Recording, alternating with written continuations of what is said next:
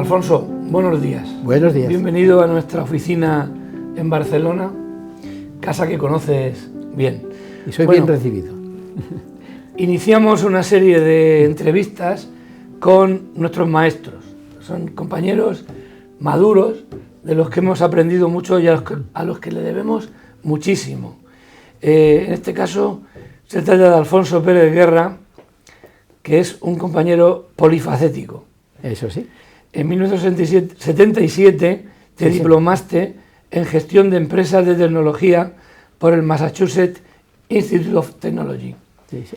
Así es. Has sido catedrático de construcción de la UPCT, presidente nacional de la Asociación Española de Prevención y Seguridad y en el año 1979 vicepresidente de la Federación Internacional de Asociaciones de Especialistas de la Seguridad e Higiene en el Trabajo. Sí, nos lanzamos al extranjero también. Yo te conocí en el año 98, no personalmente, pero cuando se aprobó el Real Decreto 1627/97, Exacto. Pues, hice el oportuno curso de posgrado para aprender algo de seguridad e higiene, reconociendo que no he hecho un curso más profundo y quizá todos los que actúen en seguridad y salud tienen que hacer una formación del máximo nivel. Bueno, como primera reflexión. Tienes una alta formación, ¿eh? Hice el curso y me compré un libro. Muy bien. Que resultó ser tuyo el libro. Planificación de la seguridad e higiene en el trabajo en construcción y conservación de edificios. 1090 páginas. Sí, así es. Generosas, llenas de sabiduría y de un trabajo meticuloso. Ha sido mi Biblia de la seguridad e higiene durante muchos años. Bueno, más tarde, en ASEMAS, buscábamos expertos para conocer la verdad cuando hay un problema con un compañero y utilizar esa verdad en defensa de la responsabilidad de nuestra profesión. Y entonces, desde la agrupación de peritos forenses de Cataluña, nos hablaron de ti. Ahí tuve la oportunidad de conocerte personalmente. Hemos acudido a ti para aclarar siempre dudas importantes en la aplicación de los principios de planificación y coordinación de seguridad y higiene en el trabajo. Cabe destacar el primer informe hecho en 2010 con el letrado Juan Barcelona, de Granada, porque a ambos os recomendó el fiscal de sala Juan Manuel Oña. Así es. Dijo, si quieres que yo te diga a dos profesionales que me dan confianza, y os designó a vosotros dos. El informe se llama La seguridad y salud en las obras de construcción, análisis crítico de responsabilidades de los diferentes agentes implicados. Como todos tus informes, está en acceso libre en la página web de ASEMAS y son joyas del trabajo en seguridad e higiene. En 2015 te pedimos que nos aclarases las obligaciones en materia de seguridad e higiene en obras no LOE, porque realmente había una gran duda ante esa afirmación de que cualquier obra, por pequeña que fuese, necesitaba un coordinador profesional de seguridad y salud, y no es así, como tú muy bien explicaste en ese informe, y no porque tú lo dijeras, sino porque los reales decretos ad hoc así lo especifican. Y últimamente nos has instruido con tus aclaraciones al informe Pierre Logan en la prevención de riesgos en el trabajo. Ha sido tu último trabajo, lo has terminado hace un mes apenas. Sí, así es. Con una gran agilidad, con una gran rapidez y una lucidez que ya la quisiera yo. De verdad que muchísimas gracias por tu apoyo continuo a ASEMAS y yo diría a todo el colectivo de arquitectos e incluso de arquitectos técnicos, porque yo creo que muchos arquitectos técnicos han bebido en tus enseñanzas. Tú has sido profesor de estas promociones de arquitectos técnicos especializados en seguridad. En seguridad, sí. ¿Qué recomendación trasladarías a los jóvenes arquitectos que inician su andadura profesional? Bien, yo recuerdo un recién arquitecto que le preguntó a Le Corbusier lo siguiente, dice: maestro, ¿qué puedo hacer para seguir aprendiendo arquitectura? Y él le dice, pues, abre bien los ojos y mira a tu alrededor. Por lo tanto, yo les recomendaría a los jóvenes es de tener una capacidad de experiencias, observaciones, o sea, observar todo lo que pasa, no solamente en lo que es las obras, sino en el entorno social, dentro de las posibilidades sociales que hay para prestar el servicio de viviendas o el servicio de los edificios que vaya a proyectar, ¿no? Es decir, observar este ámbito. A continuación, analizar. El segundo paso, analizar las intríngulis que pueda haber y entonces sacar un listado de análisis. De ahí, de este listado de análisis, hacer unas deducciones. Y las deducciones, pues, cuáles son las que yo puedo aplicar, no se puede aplicar, tal, pero reflexionadas ya de base. Y a continuación tomar la decisión. De ahí yo creo que lo importante dentro de nuestra profesión, quizás lo más importante para nosotros, es tomar la decisión definitiva. Por tanto, hay que saber tomar la decisión después de observar, analizar, deducir y decidir. En tus 63 años de ejercicio profesional has visto cambiar la sociedad española y europea. Hemos pasado del tiralíneas al BIM y a la inteligencia artificial en los estudios de arquitectura. ¿Qué ha sido para ti el hecho más importante en favor del servicio que prestamos a la sociedad española? Yo creo que la difusión de la creatividad, sobre todo creatividad arquitectónica, y que después se ha extendido a todas las personas en sus actos particulares, privados, en fin, oficiales y todo ello. Lo cierto es de que en 1958 yo estaba terminando arquitectura y entonces fui a una conferencia de Oriol Bohigas y nos anunció que se había creado el Premio FAD, Fomento de las Artes Decorativas, Premio FAD de Arquitectura. No solamente en Barcelona, sino que en toda España y en Madrid, por ejemplo, ahí están los edificios blancos, los valles blancos, pues luego esta creatividad pues se ha extendido pues a lo que es las actividades dentro de lo que es la vivienda, a muebles de vivienda, a mesas, sillas, en fin, componentes de hogar y al mismo tiempo hasta aspectos de funcionamiento de creatividad en la seguridad en el trabajo. O sea que esto creo que es importante. Pero hay un personaje muy curioso que este es Paco Rabanne y se dedicó pues a aplicar esta creatividad pues en botones, apliques, complementos de ropa y al mismo tiempo pues resulta que pensó, pues voy a utilizar los materiales que se utilizan en la arquitectura. Pues ¿qué es la arquitectura? El plástico. Bueno, pues voy a ofrecer un tipo de bolso de plástico. Y sí, lo entregó a una compañía y resultó muy aceptable porque pesaba menos que los clásicos que eran pues de origen natural. Fue adelantándose en creatividad en todo, hasta incluso pues diseñar botellas y finalmente pues los perfumes. Bien, y entonces pues tuvo tanto éxito que ganó mucho dinero y regresó a Barcelona, aquí a Barcelona, y llegó a un acuerdo con Perfumes Puig para su creatividad, pues brindarla precisamente al comercio desde Barcelona, y entonces dejó de ser parisino para ser español, francés. Bueno, y esta evolución de la sociedad española, ¿no crees también que se ha manifestado en la protección de la salud del trabajador? Totalmente. Precisamente en España es un país donde ha habido un incremento rápido, primero, de la normativa oficial. Y en el 1939 se crearon los médicos del trabajo. Y estos médicos del trabajo que actuaban en las empresas para controlar la calidad de forma de vida de los trabajadores. Y resulta que también se promovió pues, la creatividad dentro de los elementos de protección del trabajador. De tal forma de que empezaron a solicitar mayor prestación de protección de riesgos, pues universidades, pues ya digo, los trabajadores, sindicatos, profesionales, entidades, y se fue desarrollando.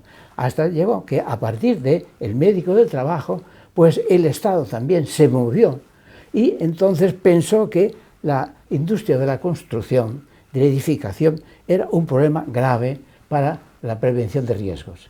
Y entonces pues se manifestó sobre todo en la época del COVID, que aparecieron pues vacunas, mascarillas, que hubiese mascarillas a los trabajadores, normas de que los trabajadores en la construcción no se agruparan, al mismo tiempo que trabajaran pues en horas determinadas, y así se fue desarrollando. Pero lo fundamental fue el desarrollo de lo que es la salud profesional, o sea, la salud de los trabajadores de la construcción. Porque resulta que en la construcción está el personal muy disperso.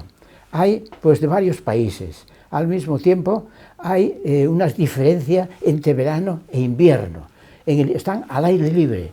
En invierno hace frío y en verano resulta que, según los médicos del trabajo, hay a veces lugares en donde el trabajador de la construcción puede llegar a beber en un día 12 litros de agua. La necesita. ¿Sí?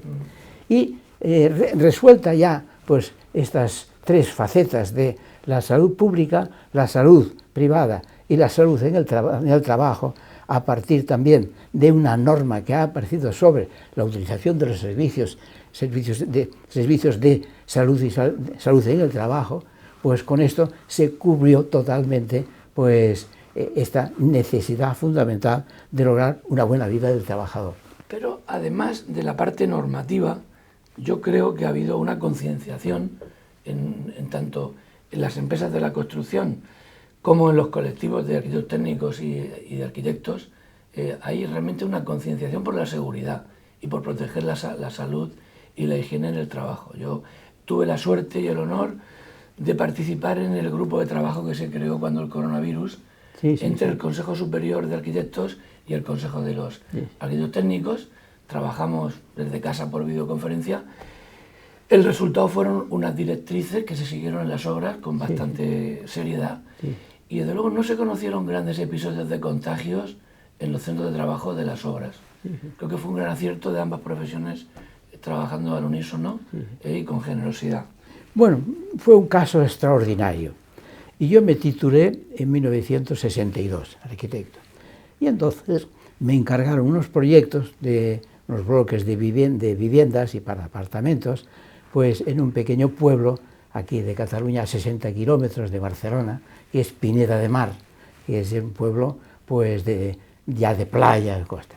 Y entonces pues hice mi proyecto, el constructor pues empezó la obra, entonces los constructores no estaban suficientemente organizados, porque los buenos profesionales de la construcción eran captados para ir a Alemania en la reconstrucción europea, por ejemplo, después de la Segunda Guerra Mundial.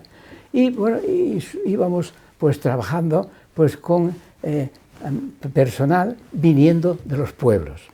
Entonces ya al empezarse las zanjas de cimentación, resulta que se mata un obrero. Se quedó pues con la tierra, como era arenosa, se le cayó a un lateral y se ahogó. Bueno, y entonces con ello me procesaron. Al mismo tiempo resulta que en aquella zona, 2 años antes, el alcalde de Pineda de Mar, que era aragonés, había encargado construir un gran hotel. Y este hotel tenía pues una planta baja, muy amplia, para servicios, y después tenía un bloque alargado que era para las habitaciones, pasillo central y después habitaciones a uno y otro lado, y los divisiones longitudinales.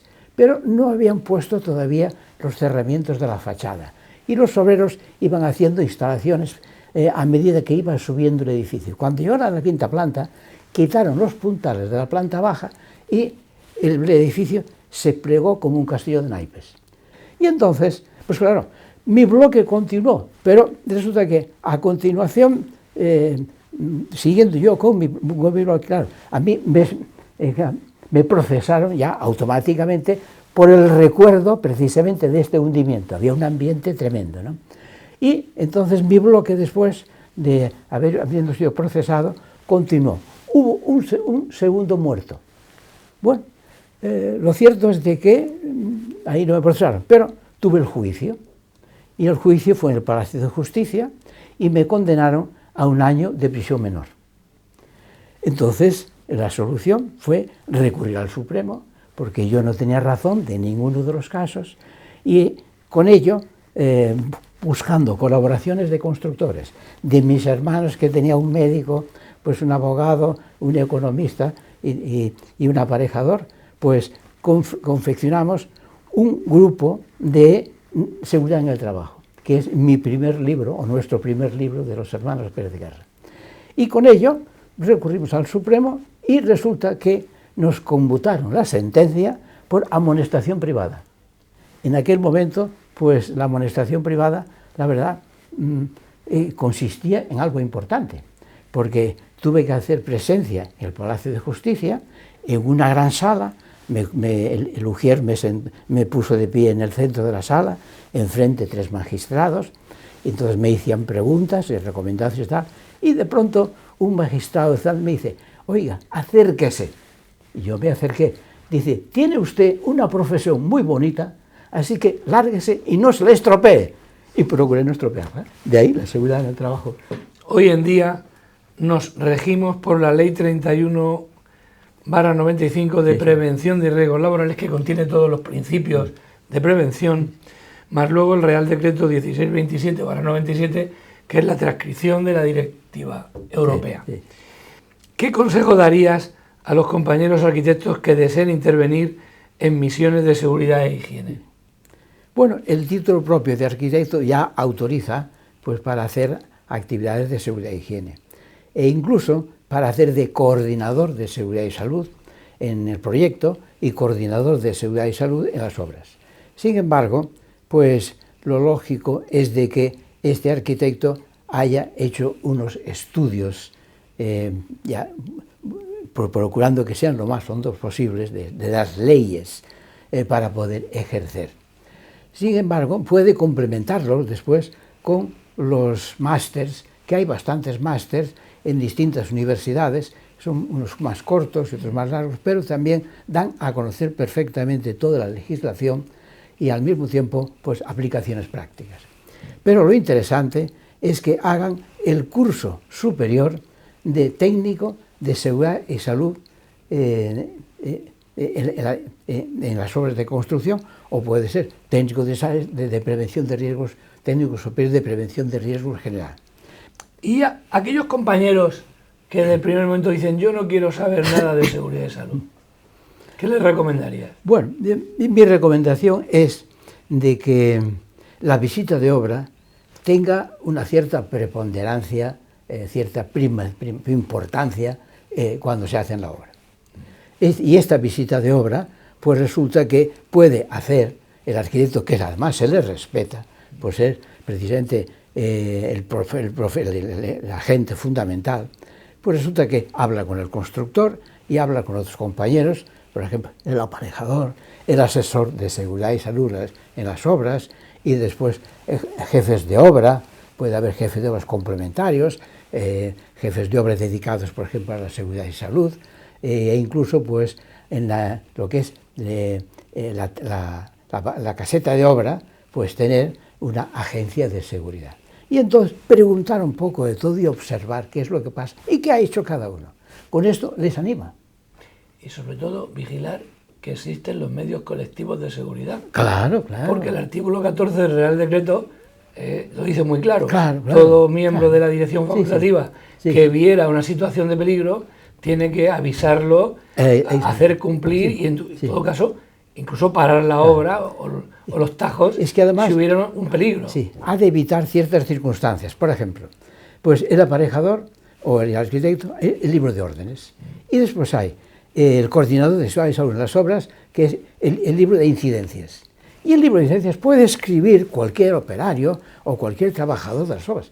Entonces, resulta que hoy en día se trabaja muy mal estos dos libros, porque hay esa superposición de aparejador con coordinador de seguridad y salud. Y entonces solamente maneja el libro de órdenes y allí anota las cosas de seguridad y salud o las olvida. Por lo tanto, el arquitecto, creo que sin participar en lo que es la seguridad e higiene, observar estas circunstancias de los libros y la administración que se mantenga en su lugar adecuado y, como tú dices tú, pues el cumplimiento de esos artículos que están vigentes. Por ejemplo, hay un tema que es la limpieza de la obra También, y el control de los accesos de la obra. Control de accesos de obra. Es dos detalles que son muy importantes. Una obra limpia es una obra segura. Y a una obra no debe entrar quien no debe entrar. Una pregunta muy concreta. ¿Hay proyectos peligrosos? Bueno, yo distinguiría entre lo que es proyecto peligroso y lo que es el proyecto de ejecución de obra. Diferenciar un poco que el proyecto de ejecución de obra, pues evidentemente comienza a continuación de lo que es el proyecto de ejecución, las obras, realización y recepción de la obra. Y en cambio, pues resulta que hay el proyectista.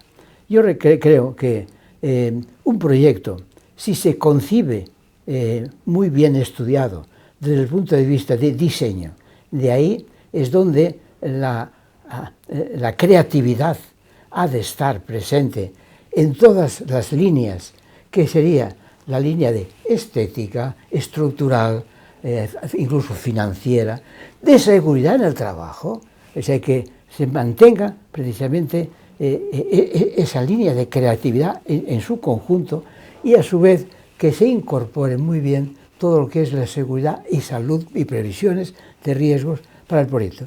De ahí resulta que grandes edificios con grandes proyectos, resulta que bien calculados, pues son vistosos, son espléndidos y no han sido siniestros, han sido seguros. O sea que ese tema está en la organización, en los medios de la empresa constructora y en la organización para poder hacer una obra singular. Singular, sí. ¿Qué opinas de la utilización que se viene haciendo del informe del ingeniero belga Pierre Logand de 1989 actualmente? Bueno, hay que pensar de que ese informe está en 1989. En aquel momento, pues no había estudio de prevención. Por lo tanto, yo creo que fue un intento de asustar a los constructores y asustar a los trabajadores para que provocar la prevención de accidentes. Yo creo que fue en este sentido, porque hay que tener en cuenta de que fue en el 68, creo que fue en el 68. Bueno, resulta que la inspección del trabajo en España pues empieza en 1906, creo que un poco anterior, ¿no? Pero no tenía reglamento. No tuvo reglamento hasta el 1979. Por lo tanto, no había reglamentación en este sentido. Y al mismo tiempo, resulta que lo que es el reglamento de seguros reglamento general de prevención de seguros laborales es posterior también y no existía. Se ha ido creando una dinámica de protección legal que ha sido muy completa y entonces ha superado totalmente el informe de Pierre Laurent. Yo no entiendo cómo todavía se sigue pensando en Pierre Laurent, que fue pues la iniciativa de un ingeniero que, pensando como ingeniero, sin la creatividad importante general, pues ha sido muy exagerado, asustando a la gente, pero tampoco daba soluciones acertadas y adecuadas. Realmente, la actualidad de la construcción española es que hay una inspección de trabajo muy seria, las inspecciones son muy metódicas, se fijan en detalles muy importantes, por ejemplo, la caducidad de las redes anticaídas. Yo creo que las inspecciones tienen una labor docente. Han creado cierto temor. El temor lleva a que realmente las empresas hagan una labor de prevención muy importante. cada vez hay más empresas de auditoría de seguridad que ayudan a las empresas. Sí. Yo creo que hay realmente una mejoría tremenda en la situación. Pero además lo que es la seguridad en el trabajo ha ido creciendo, organizándose, y ahí ha aparecido el concepto ya de estrategia, Sí. que supera al concepto de tácticas. Las primeras normas eran tácticas, y yo creo que Pierre Loré era una táctica. Yo he tenido la suerte de hacer varios trabajos con arquitectos técnicos especializados en seguridad y salud, Sí. como coordinadores de seguridad. Realmente reconozco su conocimiento, su experiencia y su dedicación.